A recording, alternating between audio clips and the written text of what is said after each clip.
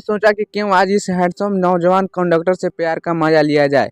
यह बात हमारे दिमाग में आते ही मैंने यह जालीदार नाइटी पहन ली जिसमें से मैं कुछ दिखता था। थोड़ी देर बाद कंडक्टर आया टिकट चेक करने और मैं बोली, आप मैक्सी के अंदर हाथ डालकर टिकट निकाल लो ना प्लीज़। मेरी बात सुनते ही उसके हौसले बुलंद हो गए।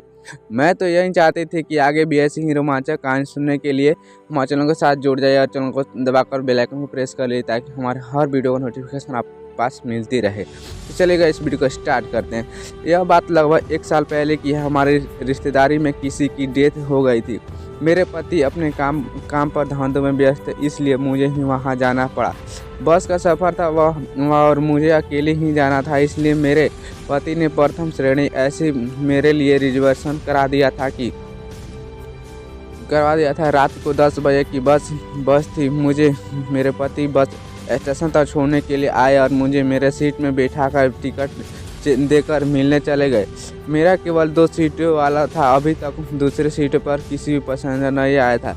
मैंने अपने सामान सेट किया और अपने पति का इंतज़ार करने लगी। थोड़ी ही देर में मेरे पति वापस आ गए। उनके साथ ब्लैक शर्ट में एक आदमी भी आया था। वह टिकट चेकर था। उसकी उम्र करीब 26 साल की थी। रंगरा और करीब 5 फीट लंबा और हैंडसम नवयुवक लग रहा था। मेरे पति ने उससे मेरा परिचय करवाया। वह आदमी केवल देखने में हैंडसम नहीं था बल्कि बातचीत करने में भी शरीफ लग रहा था।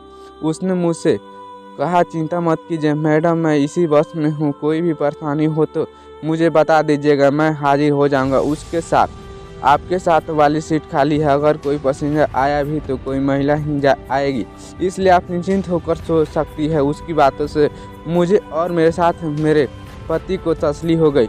बस चलने वाली थी, इसलिए मेरे पति बस से नीचे उतर गए। उसी समय बस जल्दी मैंने अपने पति को खिड़की में से बाएं किया और फिर अपनी सीट पर आराम से बैठ गए। मुझे आज अपने पति से दूर जाने में बिल्कुल भी अच्छा नहीं लग रहा था। इसका कारण यह था कि मेरे महीना खत्म हुए ही अभी 1 ही दिन हुआ था और जैसा कि बीबी की आप सब लोग जानते हैं कि ऐसे दिनों में शरीर की चाहत कितनी बढ़ जाती है। मैं अपने पति से भी भरकर प्यार करना चाहती थी, लेकिन अचानक मुझे बाहर जाना पड़ रहा था। इसी कारण से मैं मन ही मन दुखी थी। तभी मेरे पास में वह हैंडसम कंडक्टर आ गया। उसने कहा, मैडम आप पर्दा बंद कर लीजिए, मैं कुछ देर में आता हूं, तब आपका टिकट चेक कर लूँगा। उसके जाने के बाद मैंने सोचा कि चलो कपड़े बदल लेती हूं, क्योंकि रात भर का सफ़र था और मुझे साड़ी में नींद नहीं आती। यह सोचकर मैंने गाउन निकालने के लिए अपना सूटकेस खोला तो सर पकड़ लिया, क्योंकि मैं जल्दबाजी में गाउन के ऊपर वाला नेट का फीस तो ले आई थी, लेकिन अंदर पहनने वाला हिस्सा घर पर ही रह गया था। वो जो हिस्सा मैं लाई थी वह पूरा जालीदार था, जिसमें से मैं कुछ दिखता था। करीब तो 2 मिनट बैठने के बाद मेरी अंतर आत्मा ने मुझे एक नया निर्णय लेने के लिए विवश कर दिया। मैंने सोचा कि क्यों आज इस हैंडसम नौजवान कंडक्टर से प्यार का मजा लिया जाए। यह बात दिमाग में आते ही मैंने वह जालीदार नाइटी निकाल लिया और पहन लिया। सारी तैयारी करने के बाद मैं अपनी सीट पर लेट गई और मैगजीन पढ़ते हुए कंडक्टर का इंतज़ार करने लगी। मुझे इंतज़ार करते करते 10 मिनट बीत गए। मैंने सोचा कि क्यों ना पहले खाना खाकर फ्री हो लूँ। यह सोचकर मैंने अपना खाना निकाल लिया जो मैं घर से साथ लेकर आई थी। खाना शुरू करते हुए मैंने सोचा कि खाने के बीच में टिकट चेक करने आ गया तो बीच में उठकर टिकट निकालना पड़ेगा। यह सोचकर मैंने अपने पर्स में रखा टिकट निकाल लिया। टिकट हाथ में आते ही मेरी आंखों के सामने उस कंडक्टर का जवान शरीर घूम गया और मेरे अंदर की औरत ने अपना काम करना शुरू कर दिया। पूरी तैयारी के बाद मैं खाना खाने लगी, तभी मेरे कुक का गेट खुला और अंदर आ गया। अंदर आते ही मुझे पारदर्शी कपड़ों में देखकर बेचारे का पसीना आ गया। वह बिल्कुल सक्का रह गया, इधर उधर देखने लगा। मैंने उसका हौसला बढ़ाने के लिए उसकी तरफ मुस्कुरा कर देखा और कहा, आइए कंडक्टर साहब बैठिए, खाना खाएंगे आप? मेरी बात सुनते ही वो बोला, नहीं मैडम आप खा लीजिए, मैं तो बस आपका टिकट चेक करने के लिए आया था। कोई बात नहीं है, मैं कुछ देर बाद आ जाऊंगा, आप आराम से खा लीजिए। मैंने उसे सामने वाली सीट पर बैठने का इशारा करते हुए कहा, नहीं आप बैठो ना, मैं अभी आपको टिकट दिखाती हूँ। यह कहकर मैंने अपने खाने का डिब्बा नीचे रख दिया और टिकट ढूंढने का नाटक करने लगी। यह सब करते हुए मैं बार बार नीचे झुक रही थी ताकि वह भी भर के देख ले यह सारी हरकतें करते हुए। मैं यह इंतज़ार कर रही थी कि वह खुद मेरे लेफ्ट में रखे हुए टिकट को देख ले, और हुआ भी ऐसा ही। उसने मेरे लेफ्ट की ओर इशारा करते हुए कहा, मैडम लगता है आपने टिकट अपनी लेफ्ट साइड में रख लिया है। मैंने अनजान बनते हुए अपने गले की तरफ देखा और हंसते हुए कहा, क्या यार बोलते मैंने अपने खाना लगे हुए हाथों से उसको निकालने की नाकाम कोशिश की और इधर उधर से उंगली डालकर टिकट पकड़ने की कोशिश करते हुए उसे अपने लेफ्ट के दर्शन करवाती रही। जब मेरी उंगली से टकरा कर निकल टिकट और अंदर घुस गया तो मैंने मुस्कुराते हुए उससे कहा, सॉरी यार, अब तो आपको ही मेहनत करनी होगी। मेरी बात यह सुनते ही वह उठकर मेरे पास आ गया और मेरे ब्लाउज में हाथ डालता हुआ बोला, क्यों नहीं मैडम, खुद निकाल लूँगा। यह बात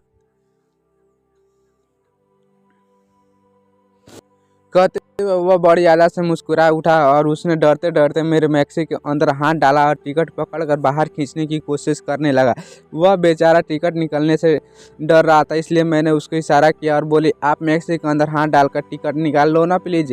मेरी बात सुनते ही उसके हौसले बुलंद हो गए। मैं तो यही चाहती थी, इसलिए मैं उसकी तरफ देखकर मुस्कुराने लगी। मुझे मुस्कुराता देखकर वह खुश हो गया। उसके बाद उसने टिकट निकाल कर चेक किया और मेरी तरफ इशारे करते हुए बोला, आप खाना खा लीजिए, मैं बाकी सवारियों को चेक करके अभी आता हूँ। मैंने भी उसको खुला निमंत्रण देते हुए कहा, जल्दी आना। वो मुस्कुराते हुए जल्दी से बाहर निकल गया। मैंने भी जल्दी अपना खाना खाया और बड़ी बेसब्री से उसका इंतज़ार करने लगी। तभी जितनी जल्दी मुझे थी उसी जल्दी से उसलिए वह 5 से 6 मिनट में वापस आ गया। अंदर आते ही उसने अंदर से पर्दा लगाया दिया और मेरे करीब आकर मुझसे बोला, आओ मैडम, आज आपको फर्स्ट एसी का पूरा मज़ा दिलवा देते हैं। मैंने भी उसका साथ दिया। करीब 2 से 3 मिनट के बाद वह अलग हुआ। लगभग मुस्कुराते हुए बोला, मैडम एक प्रॉब्लम है। मैंने पूछा, क्या हुआ मैडम? मेरे साथ मेरा एक साथी है और इसी कोच में अगर मैं उसको ज़्यादा देर तक दिखाई नहीं दूंगा तो वह मुझे ढूंढता हुआ यहाँ आ जाएगा। वह बोला, अगर आप इजाज़त दे दो क्या उसको भी बुला लूँ? उसके बाद सुनते ही मेरी खुशी यह सोचकर दुगुनी हो गई। चलो, आज बहुत दिनों बाद एक साथ प्यार मिलने वाले हैं, इसलिए मैंने तुम्हार जवाब दिया, हाँ बुला लो उसको भी, लेकिन ध्यान रखना किसी और को पता नहीं चलना चाहिए। जाओ जल्दी से बुला लाओ। मेरी बात सुनते ही वह दरवाज़ा खोलकर बाहर चला गया और 5-6 मिनट बाद ही वापस आ गया। उसके साथ एक आदमी और था। यह नया बंदा करीब 30 साल की उम्र का था। रंग काला, लेकिन शक्ल सूरत से ठीक ठाक था, बस थोड़ा मोटा ज़्यादा था। उन दोनों ने अंदर आते ही पर्दा को अंदर से लॉक कर दिया और दोनों मेरे पास आकर खड़े हो गए। पुराने वाले जिसका नाम मुझे अभी तक पता नहीं था, उसने अपने साथी से मुझे मिलवाया। मैं, मैडम, यह मेरा दोस्त समीर। मैंने खड़े होते हुए उससे हाथ मिलवाया और पुराने वाले से बोली, यह तो ठीक है, पर तुमने अभी तक अपना नाम तो बताया ही नहीं मेरी बात पर। मुस्कुराते हुए वो बोला, मैडम मुझे अर्जुन कहते हैं, वैसे आप मुझे अज्जू भी बुला सकती हैं। मैंने उन दोनों से कहा, अज्जू तुम्हारा नाम तो अच्छा है, लेकिन यार तुम लोगों ने यह मैडम क्या लगा रखा है? मेरा नाम रेखा है, वैसे तुम लोग मुझे किसी भी नाम से बुला सकते हो। आपस में परिचय पूरा होने के बाद हम लोग थोड़ा खुल गए थे, लेकिन वह दोनों कुछ शर्मा रहे थे, इसलिए पहले मुझे ही करनी पड़ी और मैंने अज्जू के गले लग गई। तभी अचानक पर्दा खुला हुआ था। 3 आदमी एक साथ अंदर आ गए। किसी बड़े स्टेशन पर रुकी हुई थी। अचानक उन लोगों के अंदर आने में मैं चौंक गया और जल्दी से अलग होकर अपने कपड़े उठाकर अपना बदन छिपाने की कोशिश करने लगी। उन 3 लोगों के अंदर आते ही सूरज जोर से चहक कर बोला, आओ बॉस, मैं आप लोगों का इंतज़ार कर रहा था। उसने जल्दी से कूप का दरवाज़ा अंदर से लॉक कर लिया और मेरी तरफ मुड़कर बोला, चिंता मत करो मैडम, यह लोग भी हमारे दोस्त हैं। अभी तुम्हारी इच्छा बढ़ रही थी ना, इन लोगों को बुलवाया है, चलो शुरू करते हैं। मुझे इस तरह से उन लोगों का अंदर आना अच्छा नहीं लगा। मैं नाराज़ होते हुए कहा, चुप रहो तुम, मुझे क्या तुम लोगों ने बाजारू समझ रखा है, जो भी आएगा मैं उसे प्यार कर लूँगी। तुम लोग अभी मेरे कूप से बाहर चले जाओ, नहीं तो मैं शोर मचा दूँगी। मेरे इस तरह नाराज़ होने से वह लोग डर गए। मुझे मनाते हुए सूरज ने कहा, नहीं मैडम, ऐसा नहीं है, अगर आप नहीं चाहोगे तो कुछ भी नहीं करेंगे। जो लोग अभी अंदर आए थे उनमें से एक ने कहा, नहीं मैडम, हमें तो अर्जुन ने भेजा था, अगर आपको बुरा लगता है तो हम लोग बाहर चले जाते हैं, प्लीज़ आप शोर मत मचाना, हमारी नौकरी चली जाएगी। इस तरह वह चारों ही मुझे मनाने में लग गए। मैंने ही मन ही मन सोचा कि अब इन लोगों ने मुझे तो देख ही लिया और अभी तक अपना काम भी नहीं हुआ। सुबह तो बस से उतरकर चले गए, चले ही जाना है, फिर ये लोग अभी तक अपना काम भी नहीं हुआ। सुबह तो बस से उतर कर चले ही जाना है, फिर ये लोग कौन सा कभी दोबारा मिलने वाले हैं।